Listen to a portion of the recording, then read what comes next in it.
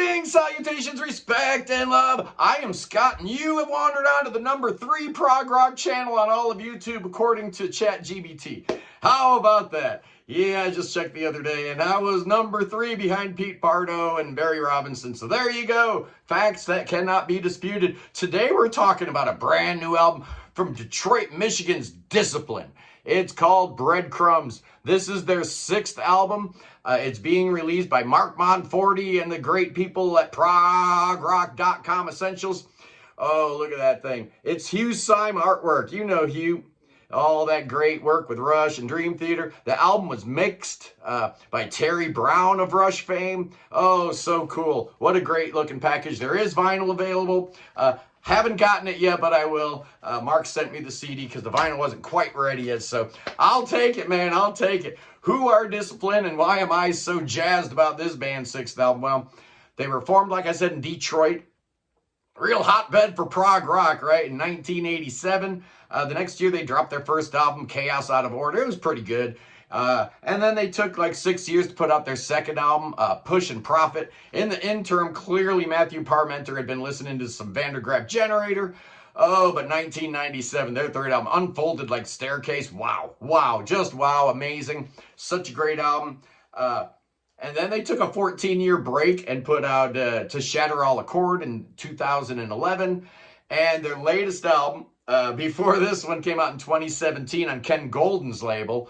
Laser's Edge put out Captives of the Wine Dark Sea. I really liked that album. A lot of people were lukewarm, saying it was, you know, a real disappointment. Was it as good as Unfolded Like Staircase? Well, that's a tall order. It wasn't that good, but it was really, really good. And now we get the 6th album. It's called Breadcrumbs.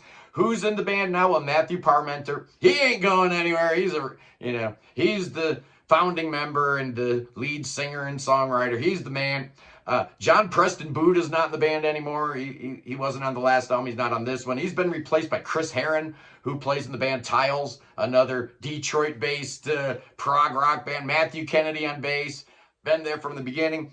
And Paul Zenzel's no longer on drums. We've got, I think it's Matthew's son, Henry, because I'm looking at pictures of this cat, and he looks pretty young. I was thinking maybe it's his brother or uncle or something. It's probably his son, Henry, on drums. He does a real nice job. This album comes out, like I said, on progrock.com Essentials. Comes out August 1st. There's 5 songs on here. It's 48 minutes long.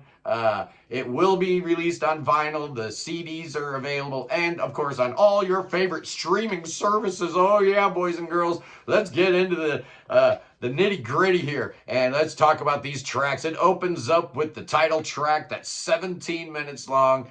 Oh, thank you, Matthew. This song is amazing. It starts out with a mellotron in 6/8 time, and you got a pedal point on F sharp, which is really cool, very sinister and foreboding, sounding a lot like King Crimson here. But that only lasts like 75 seconds, and then we're done with that section, and we get into a piano figure, also an F sharp minor with the ostinato going, and then the vocals come in. Beautiful melody, just gorgeous. I don't really think Matthew sounds a whole lot like Peter Hamill anymore. I used to think he sounded exactly like him. He doesn't sing like him. No, maybe a little bit. Very cool song, very beautiful. I love the chord progression. I love the melody. Gets into this weird disjointed middle section. You're in 7/8, but Henry's playing drums in 4/4. Very cool. I love that stuff. At the 12-minute mark, you get a little bit of a slowdown. The piano's playing some chunky chords. You get a real dark sounding coda with Dude Man playing playing a nice little solo on here. Chris is an excellent guitar player. And then you get some mellotron washes, and it's over. 17 minutes well spent. I love how they weave some of the different themes throughout this piece. It's really well written, really well composed. At this point, I'm super excited, man. I'm thinking, oh yeah, Discipline is back. Yes, indeed. The next track is a bit of a head scratcher, man, but I ended up actually liking this song. It's called Keep the Change. It's 7 minutes long, and it starts out with an acoustic guitar in A minor, and I'm thinking I'm listening to like a Poison album, or, Cinderella. Those hair metal bands always had like one power ballad where they, busted out the acoustic guitar, right? It kind of makes me think of that a little bit. Kind of windswept and a little deserty, right? power ballad from Discipline. That was not on my bingo card. And then at the 3-minute mark, you get a real cool, unexpected change where things get proggy. And then we get back to the main theme, and Chris lays down a nice guitar solo. It ends up being a really cool song, but I wasn't quite sure about it at first because it's actually pretty simplistic, but it's pretty awesome. Next up is the first single. It's called When the Night Calls, or When the Night Calls the Day, something like that. I can't read my own handwriting. It's 5.5 minutes long. It's a cool track. Starts out with a piano riff in 7. You're in G minor, and and then he goes up a half step, does the same thing, a half step up. Very cool. Very spacey arrangement, very sparse, giving the drummer Henry a lot of breathing space to do his thing. It's kind of jazzy feel.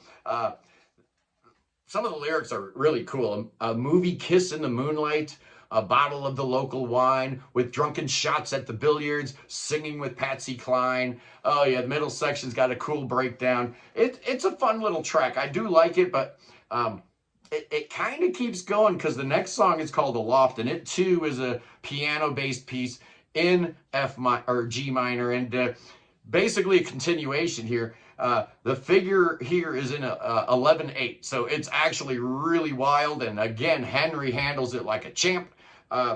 You know, I'm thinking at times on this, maybe a little bit like a modern day Focus a little bit. The way Henry's playing drums kind of reminds me of, what's his name? Pierre van der Linden from Focus. Just dynamite. You get some guitar solos and some violin solos, but overall, this piece is just too long. It goes on for almost 8 minutes. It could have been halved. It really could have been. It's cool, but, you know, maybe outstays its welcome just a little bit. But that's okay, because the final track comes in and saves the day. Aria starts out with this descending chord progression in E flat. Do, do, do, do, do, do, do, do, do. Does that twice, and then it does the same thing, but in C, starting in C. Do, do, do, do, do, do, do, do, do, do. It ends in A, which is the third of F, where we end up. Yeah, we end up in F on here, and the chord progression is a F, E flat, B flat to B flat minor on the piano. It's just a gorgeous song. I'm guessing he's singing about a girl because he's talking about, you know, won't you take my hand? Beautiful, beautiful melody, man. This is just a gorgeous track. It takes its time. Maybe sounding a little like Vandergraaf Generator here because, you know, you don't have a whole lot of guitar going on. It's basically bass, piano, and drums. There is some guitar, but sometimes it sounds like David Jackson's tenor sax. It's kind of cool how he does that. Well done, Chris Heron. Very nice. Then you get that descending theme happening again.